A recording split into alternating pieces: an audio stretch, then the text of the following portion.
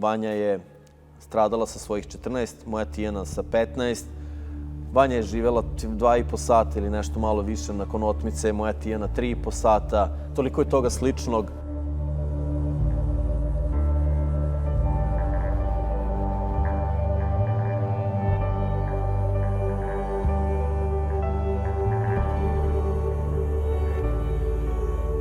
God da je ona živela ovde u Skoplju, ja je doživljavam kao svoje dete i nekako, pogotovo njihove su slične sudbine. Ne znam, i u Vanjinom liku, taj prvi dan kad sam video Vanjinu fotografiju, mnogo me podsjetilo na Tijanu.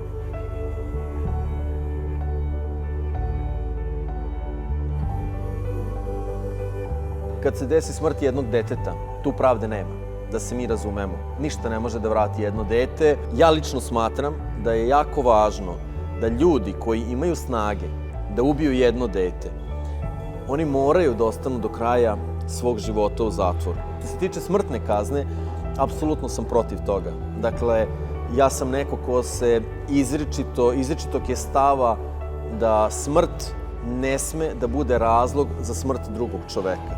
I zato što na kraju krajeva neko mora da povuče oroz, neko mora da uključi struju, neko mora da da injekciju, kakva god da je način za ubijanje tih ljudi, i mi ćemo isto tako praviti neke ljude ubicama.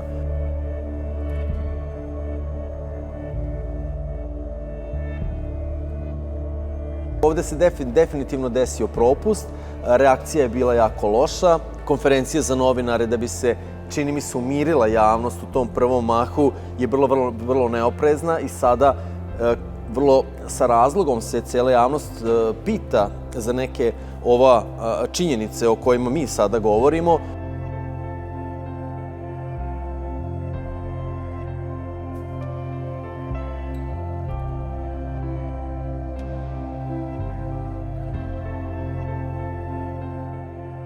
Dakle, mi obaveštavamo celu zemlju da je jedno dete nestalo, svi se kao građani uključujemo i potpuno je gotovo nemoguće da niko od cele jedne regije, regiona, grada nema ni jednu informaciju vezano za nestanak deteta. To se pokazalo jako dobro.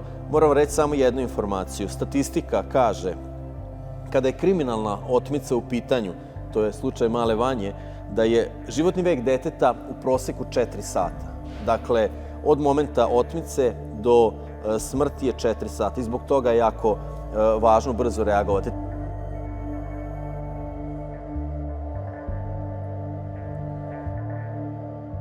Moja najveća želja da jednog dana razgovaram sa ubicom moje Tijane.